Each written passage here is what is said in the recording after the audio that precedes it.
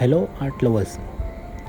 आज हम one stroke painting की मदद से एक इंटरेस्टिंग पेंटिंग बनाने वाले हैं। इसमें हमने दो कलर लिया है, आप देख सकते हो, वाइट एंड गोल्डन। इसमें हमने वाइट जो है बेस कलर लिया है और गोल्डन को हमने शेडिंग के लिए यूज़ किया है। वन स्ट्रोक पेंटिंग है इसलिए दोनों कलर हमें एक साथ लिया है। और चलिए देखते हैं कि लास्ट तक ये पेंटिंग किस तरह से बनती है। हम इसे थोड़ा फास्ट फॉरवर्ड करने वाले, हम आपका टाइम वेस्ट नहीं करेंगे, तो चलिए।